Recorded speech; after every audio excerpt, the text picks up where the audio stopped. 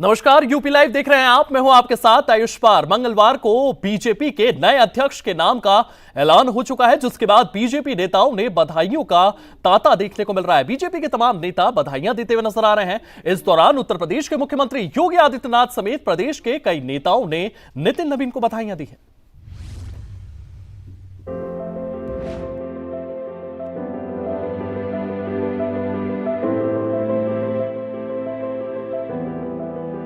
नितिन नवीन BJP के निर्विरोध 12वें राष्ट्रीय अध्यक्ष बन गए हैं। मंगलवार को बीजेपी मुख्यालय में इसका ऐलान किया गया, जिसके बाद नितिन नवीन ने अपने कार्यालय में जहां भार संभाला। इस दौरान सीएम योगी समेत बीजेपी के कई नेताओं ने नितिन नवीन को फूल देकर सम्मानित किया और उन्हें बधाई दी।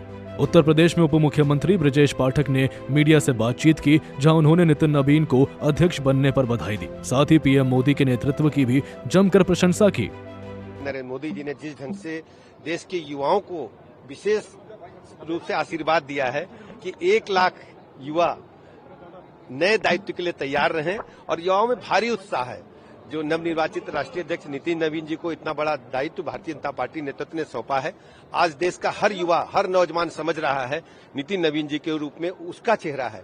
तो आज आदरणीय प्रधानमंत्री नरेंद्र मोदी जी ने जिस ढंग से कार्यकर्ताओं को संबोधित किया है, अद्भुत उत्साह का संचार पूरे देश में हुआ है। मैं आदरणीय प्रधानमंत्री जी का बहुत बहुत अभिनंदन करता हूं और अपने नवनिर्वाचित राष्ट्रीय अध्यक्ष आदरणीय नितिन नवीन जी को बहुत बहुत बधाइयां देता हूं। राष्ट्रीय अध्यक्ष नितिन नवीन जी का बहुत बहुत अभिनंदन करता हूं, उन्हें बधाइयां देता हूं। देश के युवाओं में अद्भुत ऊर्जा का संचार हुआ है आदरणीय नितिन जी के अध्यक्ष बनने से, और ये सब संभव आदरणीय प्रधानमंत्री नरेंद्र मोदी जी की दूरगामी सोच, दूरदर्शी सोच के वजह से हुआ है कि आने वाले कल की जो बागडोर है देश का युवा संभालेगा। आज प्रधानमंत्री जी ने युवाओं को जिस ढंग से कहा 1 लाख नए युवा अपने अवसर के लिए तैयार रहे, तो पूरा देश का युवा जुटा है कि आदरणीय प्रधानमंत्री नरेंद्र मोदी जी के आशीर्वचनों को हम जन जन तक पहुंचाएंगे। देश के युवाओं को, प्रदेश के युवाओं को भारतीय जनता पार्टी से जोड़ने का काम करेंगे। भारतीय जनता पार्टी अध्यक्षीय व्यवस्था से चलती है, राष्ट्रीय अध्यक्षीय हम सबके पास है। आदरणीय प्रधानमंत्री नरेंद्र मोदी ने साफ संदेश देश के लोगों को दिया है। वहीं उप मुख्यमंत्री केशव प्रसाद मौर्य ने कहा कि बीजेपी का कमल जहां खिल गया वहां खिला रहेगा, और जहां नहीं खिला है वहां भी कमल खिलेगा। जहाँ खिल गया वहाँ खिला रहेगा, जहाँ नहीं खिला है वहाँ भी कमल खिलेगा। माननीय प्रधानमंत्री श्री नरेंद्र मोदी जी के मार्गदर्शन में श्री नितिन नवीन जी नए राष्ट्रीय अध्यक्ष जी के नेतृत्व। आपको बता दें कि सोमवार को केंद्रीय गृह मंत्री अमित शाह और राजनाथ ने नितिन नवीन का नाम बीजेपी अध्यक्ष के लिए पेश किया था, जिसे बीजेपी शासित राज्यों ने अपना समर्थन दिया, जिसके फलस्वरूप नितिन नवीन निर्विरोध बीजेपी के अध्यक्ष चुने गए, जिसका मंगलवार को ऐलान किया गया। ब्यूरो रिपोर्ट, सूर्य समाचार। वहीं हनुमंत कथा आयोजक प्रवीण सिंह का बयान भी सामने आया है। कार्यक्रम में मौजूद श्रद्धालुओं का आभार उनकी ओर से जताया गया है। 15 फरवरी को बाबा बागेश्वर धाम में कन्या विवाह हुआ था। बाबा बागेश्वर देंगे कन्याओं को आशीर्वाद। प्रवीण सिंह ने बाबा बागेश्वर का आभार जताया है।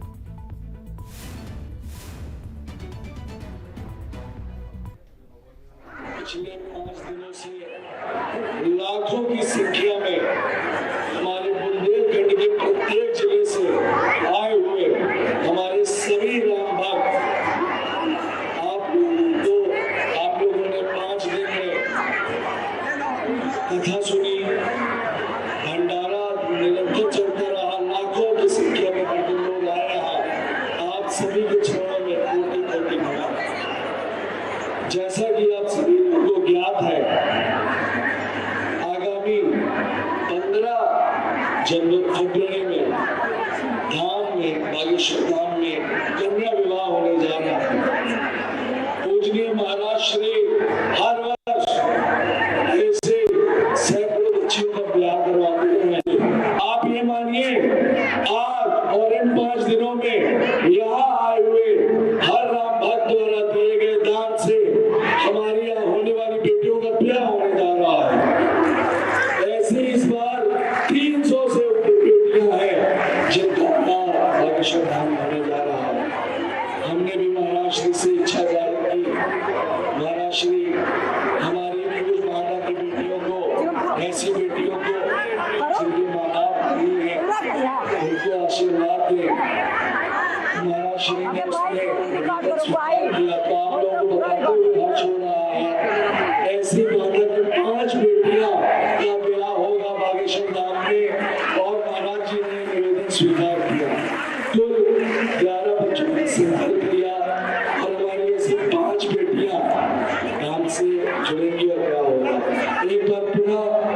श्री के श्री चरणों में नमन करते हुए फिर से आप सभी को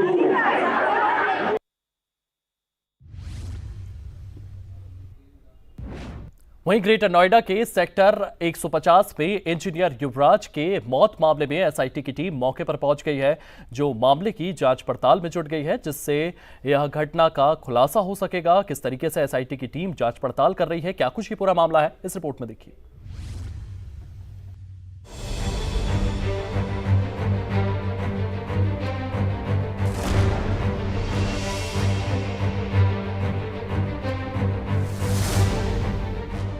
ग्रेटर नोएडा के सेक्टर 150 में एक 27 साल के युवा सॉफ्टवेयर इंजीनियर युवराज की जान महज प्रशासनिक सुस्ती और लापरवाही की वजह से चली गई।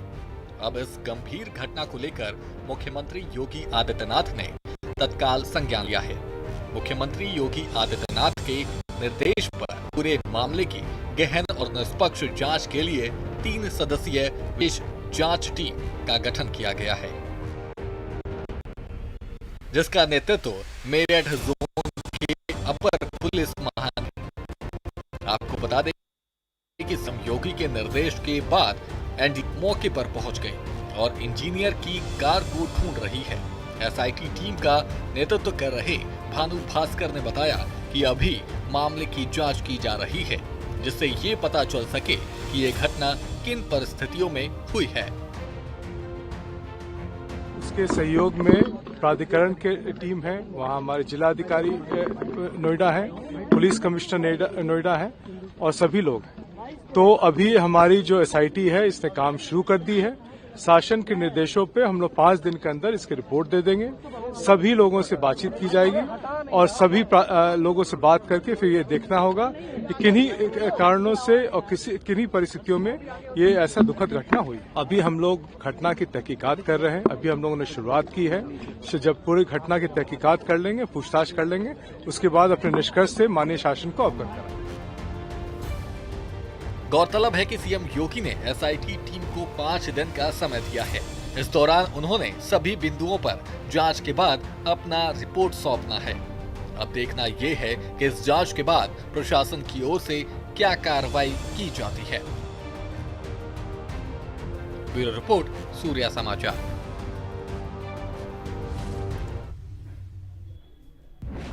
वहीं उत्तर प्रदेश के सहारनपुर जिले के सरसावा थाना क्षेत्र में एक दिल दहला देने वाली घटना सामने आई है, जहां एक मकान से पुलिस ने एक ही परिवार के 5 सदस्यों के शव को बरामद किया है। आखिर क्या ये पूरा मामला है, इस रिपोर्ट में देखिए।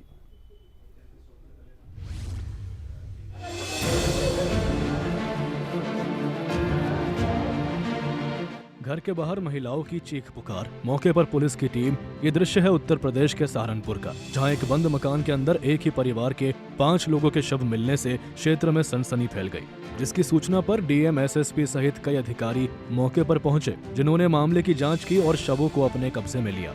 सहारनपुर डीआईजी आशीष तिवारी ने बताया कि शवों को कब्जे में ले लिया गया है। प्रथम दृष्टया ये मामला आत्महत्या का बताया जा रहा है। फिलहाल जाँच के बाद मामले का खुलासा हो पाएगा। देखिए, सरसावा थाना क्षेत्र में कौशिक विहार कॉलोनी में सुबह सूचना प्राप्त हुई थी, जिसमें 5 सदस्यों के शव एक ही घर में, बंद घर में जो है वो मिले थे। इसमें इमीडिएटली पुलिस टीम मौके पर आई, जहाँ पर देखा गया कि जो है वो घर के जो सदस्य हैं उसमें जो मेन सदस्य हैं अशोक राठी, जो अमीन पे पद पे कार्यरत थे, उनके पास में 3 पिस्टल मिली हैं जो उनके राइट हैंड के पास में मिली हैं, और जो घर के अन्य सदस्य हैं उनको पॉइंट ब्लैंक उनके सिर पर और अन्य जगहों पर जो है गोली लगी हुई है। इसमें ब्लैकनिंग भी पाई गई है। तो कुल मिलाकर जो घटनास्थल है उसका मौका मुआयना किया गया है, और उसमें जो इनकी मेडिकल हिस्ट्री है, जो इनकी डिप्रेशन वगैरह की हिस्ट्री है, उसको भी देखा जा रहा है। जो दवाइयाँ वगैरह ये यूज़ कर रहे थे उसको देखा जा रहा है, और इसके अलावा जो इलेक्ट्रॉनिक एविडेंसेस हैं, फिजिकल एविडेंसेस, उनको भी देखा जा रहा है।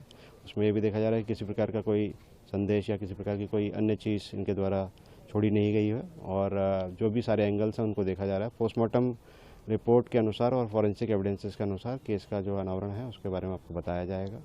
जो प्रथम दृष्टया है कि कोई स्ट्रगल नहीं है, किसी प्रकार का वो नहीं है, तो इसलिए केस के अंदर में इनकी खासतौर से मेडिकल हिस्ट्री को और जो फॉरेंसिक एविडेंस है उसके अनुसार इसमें क्या निकलता है उसके बारे में अपडेट किया जाएगा। आपको बता दें कि इस खबर की सूचना पर बीजेपी विधायक मुकेश चौधरी और कांग्रेस सांसद इमरान मसूद भी मौके पर पहुंचे, जिन्होंने घटना को दुखद बताया और पीड़ित परिवार के प्रति अपनी संवेदना व्यक्त की। अशोक अमीन थे, तहसील में खारीबाज गांव पड़ता है मेरी विधानसभा, वहाँ के रहने वाले थे, यहाँ पे किराए पे रहते थे। पीछे इन्होंने अपना घर भी बना लिया था। 1 तारीख को उसका मुहूर्त था, जैसा उनके साले ने, जीजा ने मुझे बताया अभी। और बहुत ही दुखद घटना है। 2 इतने प्यारे बच्चे ऐसे पड़े हैं जैसे मतलब देखा जा रहा उनको, माँ पत्नी पूरा परिवार खत्म हो गया। बहुत ही ऐसा नहीं घटना है। पूरा प्रशासन, डीआईजी, एसपी, कप्तान, हम सब लोग यहाँ पहुँचे और हमारा तो घर है, परिवार है, परिवार के सदस्य, एक ही 5 सदस्य हमारे परिवार के गए हैं। बहुत दुखद घटना है। अभी तो जांच चल रही है, जांच कर रहे हैं, लेकिन प्रथम दृष्टया आत्महत्या ही महसूस होती है। देखिए, प्रथम दृष्टया तो ऐसा दिखाई देता है, प्रतीत होता है कि ये चूँकि डेड बॉडीज को दरवाज़ा तोड़ के निकाला गया, तो ऐसा महसूस होता है कि सामूहिक रूप से आत्महत्या की गई है। एक व्यक्ति ने सबको गोली मार करके खुद भी आत्महत्या की है, ऐसा लगता है। लेकिन इतनी विभत्स कांड करना, बहुत बड़ा कलेजा चाहिए कि अपनी पूरे परिवार को ख़त्म करना। तो उसके पीछे क्या कारण होंगे, क्या कारण है, वो एक अलग विषय है। लेकिन समाज को चिंतन और मंथन करने की ज़रूरत है कि अगर इस तरीके के सामूहिक रूप से पूरे परिवार को ख़त्म करने का, चूँकि ट्रेंड सा दिखाई दे रहा है, कई जगहों पर ये इस तरह के मामले दिखाई दिए, तो ये बेइंतहा तकलीफदेह और बेइंतहा दुखदाई है। खबरों की माने तो मृतक अशोक कोविड के दौरान संक्रमित हो गया था, जिसके बाद से वो थोड़ा डिप्रेशन में रहने लगा था, जिसे लेकर उसका इलाज भी चल रहा था। लेकिन जिस प्रकार मृतक अशोक ने इलाज दौरान आत्महत्या जैसे खौफनाक कदम को उठाया, उसने लोगों को सोचने को मजबूर कर दिया है कि आखिर उसने ऐसा कदम क्यों उठाया। ब्यूरो रिपोर्ट, सूर्य समाचार। इसी बीच झांसी से एक और बड़ी खबर सामने आई है। झांसी में पुलिस की बड़ी कार्रवाई देखने को मिली है। लूट मामले में फरार 2 आरोपियों को गिरफ्तार किया गया है। आरोपियों के पास से 2 तमंचा और नगद बरामद किया गया है। वहीं अगर बात करें तो आगे की कार्रवाई में पुलिस जुटी हुई है। पुलिस इस पूरे मामले को लेकर के जांच पड़ताल करती हुई नजर आ रही है। झांसी में पुलिस की यह बड़ी कार्रवाई देखने को मिली है। वहीं इस पूरे मामले को लेकर के अरविंद कुमार, एसपी ग्रामीण झांसी ने क्या कुछ कहा है, सुनते। और गिरगांव पुलिस के संयुक्त ऑपरेशन में मुठभेड़ हुआ, जिसमें 2 बदमाश घायल हुए। दोनों बदमाशों को हॉस्पिटलाइज करा दिया गया है। ये जो बदमाश है, एक का नाम जितेंद्र है, दूसरा का नाम नरेश है, दतिया जिले के रहने वाले हैं। इनके पास से जो चिरगांव में लूट का मुकदमा लिखा गया था, उसका 5 लाख रुपया और उसके जो कैश कूपन बरामद हुए हैं। जिस बाइक से इन्होंने घटना किया था, वो बाइक बरामद हुआ है। जो 2 तमंचे जिससे इन्होंने हमारी जो टीम को फायर किया है, और 2 तमंचे बरामद हुए हैं। कुछ जिंदा कारतूस और खोखा बरामद हुआ है। ये दोनों बदमाशों पर एसएसपी महोदय द्वारा 25,000 रुपये का इनाम घोषित किया गया। इनसे विस्तृत पूछताछ की जा रही है। अभी इनका ट्रीटमेंट चल रहा है और जानकारी करके जो विधि कार्रवाई है, वो विधि कार्रवाई इसमें। वहीं वाराणसी के दाल मंडी इलाके में ध्वस्तीकरण अभियान लगातार जारी है। यहां पर सड़क चौड़ीकरण योजना के तहत प्रशासन कार्रवाई करती हुई नजर आ रही है। आपको बता दें, यहां पर सड़कों को चौड़ा किया जा रहा है, जिसके चलते यहां पर ध्वस्तीकरण अभियान चलाया जा रहा है। मौके पर भारी सुरक्षा बल भी तैनात किए गए हैं। वहीं बैरियर लगाकर ट्रैफिक को भी डायवर्ट किया गया है। तो वाराणसी के दाल मंडी इलाके में ध्वस्तीकरण अभियान चलाया गया है।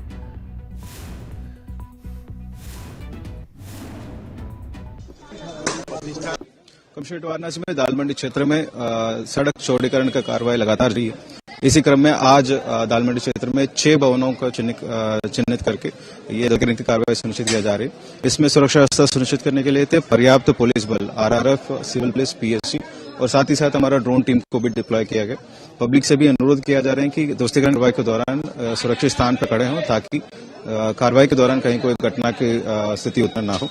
और ये पर्याप्त बैरियर्स लगा के डाइवर्शंस भी दिया जा रहे हैं, और ताकि ट्रैफिक में कहीं कोई समस्या न आए। ये पूरा लीगल प्रोसेस फॉलो करने के बाद ही प्रशासनिक अधिकारियों की मौजूदगी में पुलिस के सहयोग से ये पूरा कार्रवाई लगातार जारी की जा रही और ये सभी से अनुरोध है कि कहीं कोई रूमर या अफवाह में न ध्यान दें और जो लीगल प्रोसेस है उसमें मदद करनी चाहिए।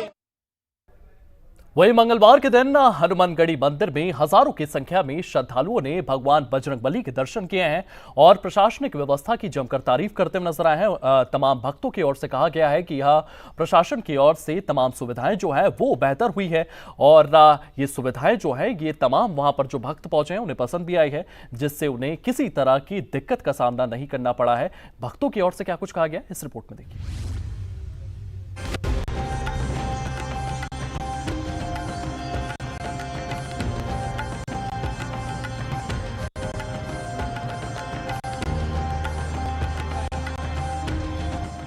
प्रयागराज में मौनी अमावस्या के मौके पर पावन स्नान करने के बाद बड़ी संख्या में श्रद्धालु अयोध्या पहुंच रहे हैं, जहां वे संगम नदी में आस्था की डुबकी लगाने के साथ ही भगवान हनुमान की दर्शन कर रहे हैं। वैसे भी मंगलवार का दिन हो और हनुमानगढ़ी मंदिर में भक्तों की भीड़ ना हो ऐसा मुमकिन नहीं है। कुछ ऐसा ही दृश्य एक बार फिर हनुमानगढ़ी मंदिर में देखने को मिला, जहां बड़े तादाद में श्रद्धालुओं की भीड़ पहुंची, जिन्होंने हनुमानगढ़ी मंदिर में भगवान हनुमान के दर्शन किए। हनुमानगढ़ी मंदिर आने वाले श्रद्धालुओं में काफी उत्साह है, जिन्होंने दर्शन करने के बाद अपनी खुशी जाहिर की। आज बहुत ज्यादा भीड़ है, जैसा कि आप सभी जानते हैं आज मंगलवार है तो बहुत ज़्यादा भीड़ है, लेकिन जब हमें दर्शन हुए तो हमें बहुत अच्छा लगा और बहुत अच्छा महसूस हो रहा है। यहाँ की व्यवस्थाएं भी बहुत अच्छी हैं, प्रॉपर मतलब सिक्योरिटी, नीचे गार्ड बहुत एक्टिव हैं, सब कुछ बहुत बढ़िया है। यहाँ मुझे बहुत अच्छा लगा, बहुत भीड़ है लेकिन बहुत शांति दर्शन हुए हैं। ये हनुमानगढ़ी है, बहुत शांति फील होता है, यहाँ बैठ के हनुमान चालीसा कर सकते हैं।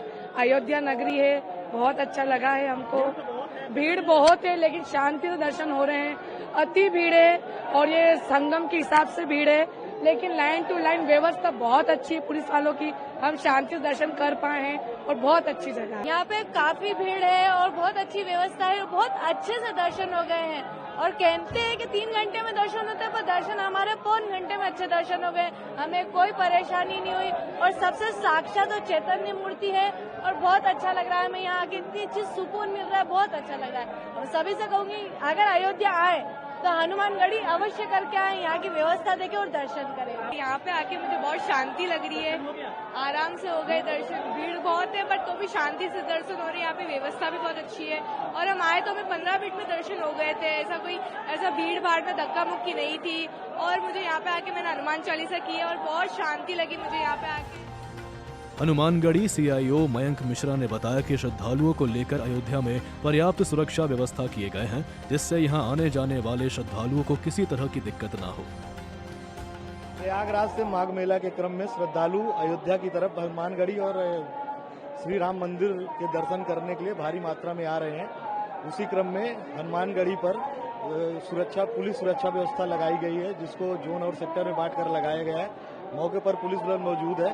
श्रद्धालुओं को सुचारू रूप से दर्शन के लिए सीसीटीवी और टीसर ड्रोन के तहत भी निगरानी की जा रही है। पब्लिक भीड़ के बढ़ने के कारण लोगों में उत्साह के लिए, श्रद्धालुओं को उत्साहवर्धन के लिए अभी हम लोगों ने पुलिसकर्मियों के साथ पुलिसकर्मी मिलकर हम लोगों ने पुष्प वर्षा की थी। गौरतलब है कि हनुमानगढ़ी में दर्शन करने के बाद श्रद्धालु अयोध्या की ओर रुख कर रहे हैं, जहां वे भगवान राम लल्ला की दर्शन करेंगे और दर्शन सुख की प्राप्ति करेंगे।